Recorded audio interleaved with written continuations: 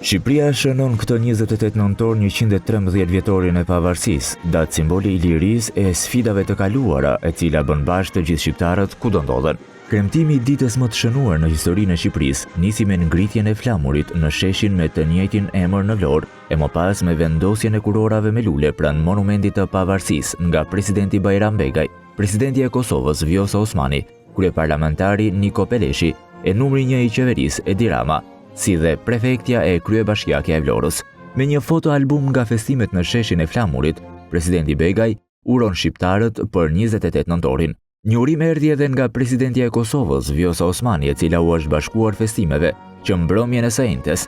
Në një postim në rrjetet sociale shkruan: Dita e flamurit e pavarësisë së Shqipërisë, e lindjes së komandantit legjendar Adem Jashari dhe e daljes së parë publike të UÇK-s janë 4 ngjarje që përbëjnë boshtin e krenarisë sonë kombëtare.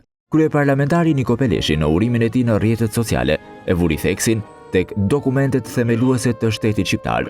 Dokumentet themeluese të shtetit shqiptar mbeten busulla jon historike, duke na kujtuar se liria dhe shtetësia jon nisën pikërisht në këto faqe që i dhan formë Shqipërisë, shkruan Peleshi, bashkëngjitur me urimin për të gjithë shqiptarët. Kryeministri Edi Rama zgjodhi që herët në mëngjes që urimin e tij ta bënte nëpërmjet një fotoje të monumentit të pavarësisë në Vlorë, ndërsa kryeministri në detyrë i Kosovës, Albin Kurti, nuk ju bashkua ceremonisë në Vlorë, por në urimin e tij thekson rëndësinë e 28 nëntorit, teksa uron për 1 të tretë. Natyrisht, si komb europian, syti kemi të kthyer ka e ardhmja, ka një nëntor i tretë që duhet të vijë nëpërmjet përpjekjeve tona, punës dhe përkushtimit tonë të vazhdueshëm. Ky nëntor i tretë, edhe nëse nuk do të bjerë në këtë ditë, edhe nëse nuk do të jetë muaji i nëntorit, ne mund ta pagëzojmë që sot, si 28 nëntori ynë i tretë. Atëherë amaneti të gjithë adhetarëve shqiptar të gjallë të vdekur do të përmbushet. Urojmë që kjo ditë të vijë sa më shpejt, shkruan Kurti.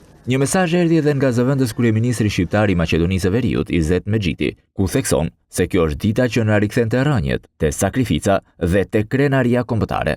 Mesazhet e urimit për këtë datë historike nuk munguan nga e gjithë politika shqiptare, vendase dhe në rajon.